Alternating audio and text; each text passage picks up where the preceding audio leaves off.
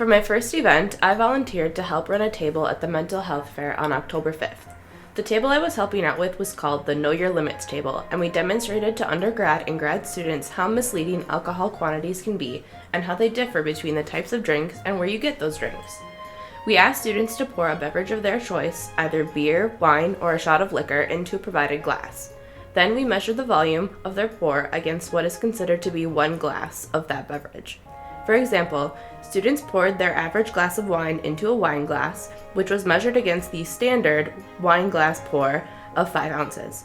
Most students found out that they poured significantly more than the standard amount, which was an eye-opener.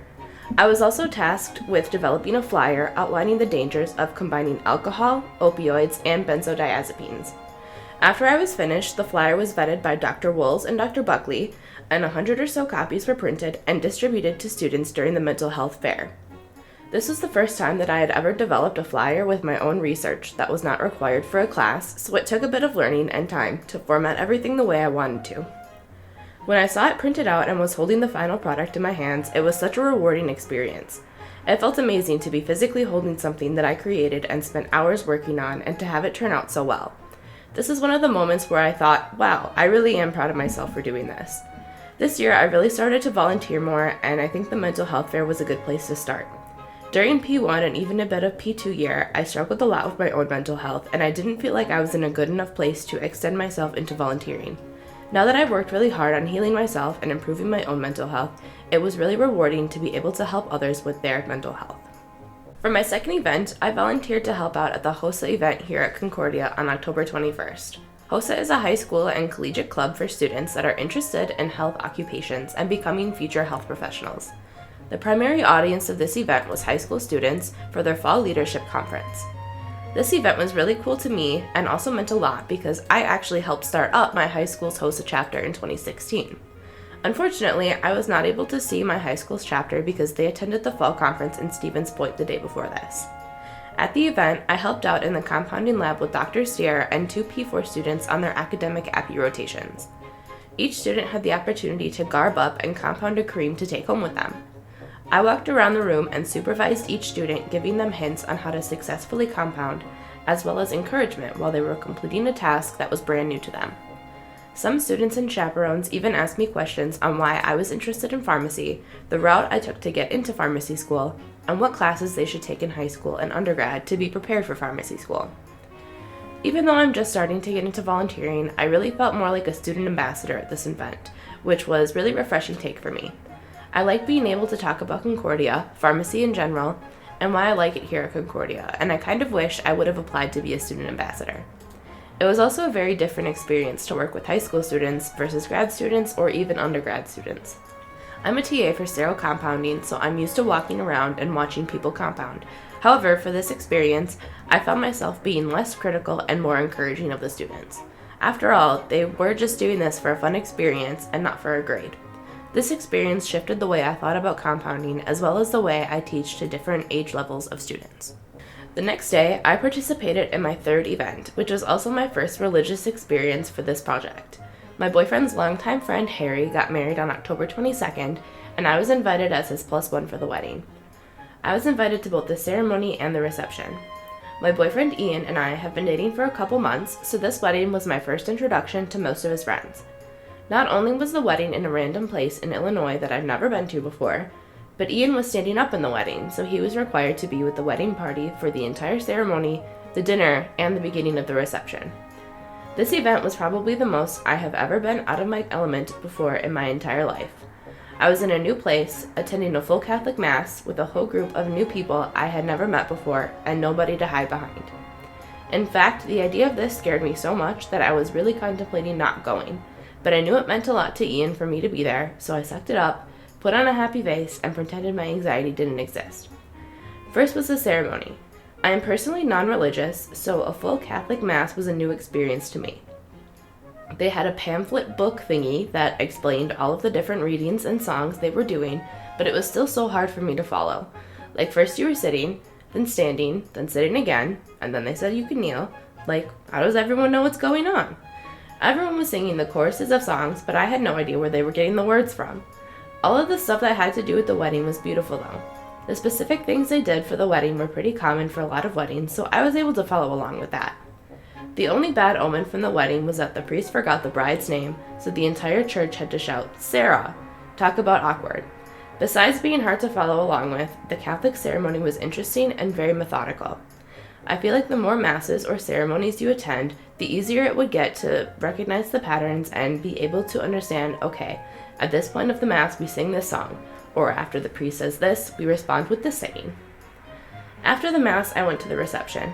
I was briefly introduced to Ian's group of friends and then left to fend for myself as I was seated amongst them for the dinner. I have severe social anxiety, so it was difficult for me to make conversation at first. Luckily, I was sat next to Alex, who was very talkative, and he decided to ask me a bunch of questions about myself. He also told me about his lifelong dream to move to New York. After this, I felt a lot more comfortable with Ian's friends and was able to talk to everyone and jump into conversations. Getting to know a whole group of people who have been friends with each other for years was super intimidating at first, but they were all such amazing people and they really made me feel like a part of their group. It turns out I'm a lot like all of them. We all enjoy video games, memes, and all kinds of nerdy stuff. They are also absolutely hilarious, and there are plenty of jokes and memes made from that night. After the dinner was over, Ian and a few of the other groomsmen were able to join us, and we spent the rest of the night partying away as a group. We were also all staying at the same hotel, so the party continued throughout the night, and we got breakfast together the next morning. I really enjoyed meeting everyone, and they liked me so much that they invited me to join their Discord server, so I can keep in touch with them. Right now, we have plans to get together again for New Year's, so I'm really looking forward to that. For my fourth event, I decided to pick a religious event that was completely unknown to me. My friend Aditi invited me and our other friends, Rebecca and Selena, to her Hindu temple on October 28th. That morning, we all arrived at Aditi's apartment, and then she drove us to the temple that she attends in Pewaukee. It was the Hindu Temple of Wisconsin, and the time that we visited was special because it was during Diwali, or the Festival of Lights. Diwali is a 5-day celebration that celebrates the triumph of light over dark and good over evil, and is primarily celebrated by followers of the Hindu, Sikh, and Jain faiths. As we drove into the parking lot to the temple, there is a large sign indicating the identity of the temple, as well as a large, ornate arch that we drove under. We parked in a stall next to a sign that said reserved for car puja, and Aditi explained that when someone buys a new car, they drive that car off the dealership lot and straight to the temple so the priest can perform a car puja, or a special blessing for the new car. At first, it seemed a little weird to me that they would bless a car like that, but the more Aditi told us, the more it made sense. She said they see cars as something that will take you where you want to go, both physically and metaphorically. Not only will it take you to the location that you want to go, but it would also help take you to your dreams and desires in life. It is also important that your car will last you a long time, so the blessing helps your car be all that you need it to be in life. The explanation made a lot of sense to me, as did many of Aditi's explanations throughout the day. Upon entering the temple, we took our shoes off and set them in a special room for shoes and coats. This is to maintain the sanctity and cleanliness of the temple, since we were in the presence of holiness. There were a lot of solid gold sculptures throughout the temple, as well as safes for monetary donations and offering plates for the gods. Walking into the inner sanctuary, we walked up the stairs on the left side, starting with our right foot as a sign of positivity and starting our journey on the right foot. The temple was filled with statues and paintings of the Hindu deities, so Aditi took us around and told us about the stories behind each one. Each god also had an animal with them, and we could whisper something into the ear of the animal and it would travel directly to its deity. There were a lot of deities, including Vishnu, Shiva, Ganesha, and Hanuman, to name a few.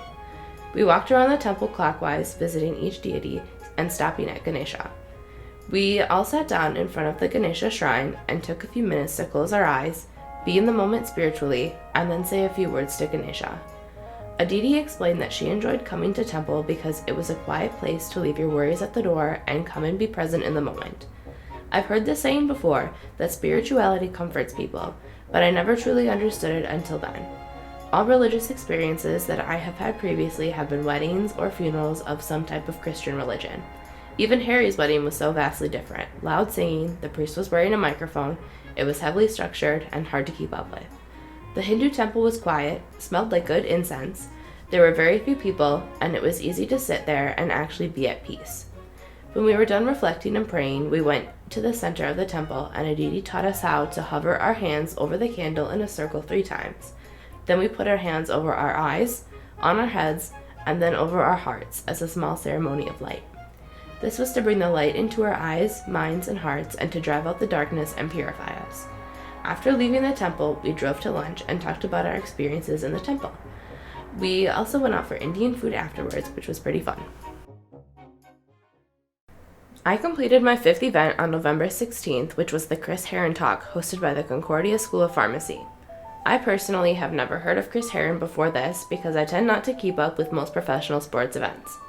The lecture halls were very full for this presentation, and my group of friends ended up sitting in the very front row with all of the School of Pharmacy faculty, so we were around 5 feet away from Chris for the entire event. Later in the talk, Chris mentioned that when he was presenting to famous athletes like Aaron Rodgers and Tom Brady, they would always sit right up front and ask questions. It was cool to be compared to those famous people for simply sitting up front and being interested in the material. The person who introduced Chris Herron was from Mel's Charities, which helped organize the event. I have personally never heard of Mel's Charities before, but he's been organizing lots of events in Ozaukee County for many years. During Chris's presentation, he spoke on the toll that addiction took on his career, his finances, and his family. Even though he grew up in a household that experienced addiction and told himself that he would never become like his father, addiction found Chris and followed him wherever he went around the world. Chris became addicted to multiple substances, and he said that it was easy to jump from substance to substance. When he couldn't get pills, he got heroin. He eventually switched to vodka. This was something I never really thought of much prior to the presentation. I know the concept of gateway drugs and using another substance when one stops working for you, but I didn't realize that it was so easy to switch to another drug and get addicted just as easily. One thing I noticed about Chris's story was that so many of his problems stem from home. Yes, when he started playing for a team in California, the drugs followed him out there too. But every time he went home trying to be sober, some old friend or acquaintance from his small little hometown ended up trying to offer him drugs again. This made me see Chris as less of a perpetrator and more of a victim. Yes, he is clearly struggling with his addiction, and he's clearly trying to go to rehab and get help, yet there is always one more person that shows up and decides to offer him drugs. The people that are dealing him these drugs don't care about his well-being, they just want to make money. I really think that they were taking advantage of Chris. I imagine this is a huge issue in so many other situations.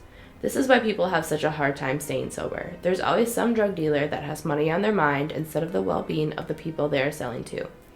Although it isn't their responsibility to care for the people they sell to, I don't know how they can live with themselves if one of their clients became addicted or died due to the drugs they were selling.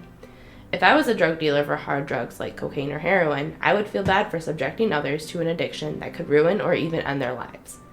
As a future pharmacist, this makes me want to stop and think, especially when dispensing and counseling on higher risk medications like opioids or even benzodiazepines. Chris even mentioned that pharmacists were the most empathetic people he has met because he would purchase diabetic syringes and needles at the pharmacy for his heroin. I think the best thing to do as a pharmacist would be to let my patients know all of their risks, especially about taking potentially addictive prescription medications, and to just be there as a resource for people that need help. Whether it be referring to a psychiatrist or rehab center to get clean, or even just supplying clean syringes and needles as risk mitigation, I feel like I have an obligation to my patients. I need to make sure that the actions I'm taking aren't harming them any more than their own actions would without my intervention. Any little bit counts.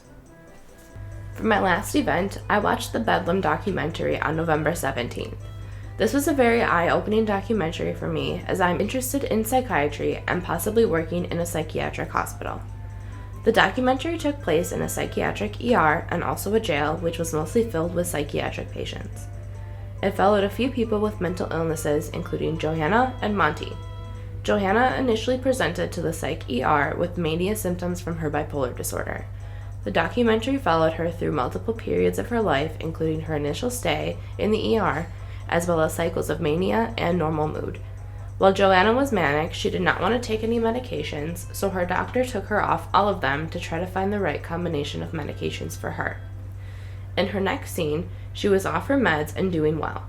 However, her father ended up getting sick, and Joanna was left on her own. She then became manic again and sought treatment from the same ER. Eventually, she ended up being put on more medications to see if they would help her bipolar disorder. She expressed the difficulties of needing to try medication after medication with little success. I know the feeling of this firsthand because I have gone through multiple combinations and strengths of my mental health medications in order to find something that works for me. Monty had schizophrenia and was often involved in criminal activities while he was having psychotic episodes. Monty would get treated with antipsychotics and be on a good path, but by the next scene of him, he would be experiencing psychosis again or be in cuffs being sentenced in a courtroom. Monty's sister was also an advocate for schizophrenia and mental illness as well as Black Lives Matter. With her help, Monty was able to get back on his feet again. This documentary also gave a brief history of how mentally ill people were not treated well in the past and were often sent away to live in asylums. They were not trusted and stereotyped as crazy and unsafe. There were efforts passed by government officials to help them live back in society again. However, these laws ended up leaving many mentally ill people homeless, which was arguably way worse for them. Without homes, they were unable to seek proper treatment for their illnesses and kept perpetuating the cycle of being unable to get better. Even today, people still don't know the best ways to treat patients with serious mental illnesses like schizophrenia and bipolar I disorder. The most important point I was able to take from this documentary was to be compassionate to all of my patients. Mental illnesses are not visible illnesses or disabilities, but are just as valid and should be treated as such. By being compassionate, empathetic, and by listening to my patients, I hope to support and treat my patients in whatever ways I can. Throughout the Koinonia project, I learned that it is okay to step outside my comfort zone. Some experiences were scary and some hit a little close to home.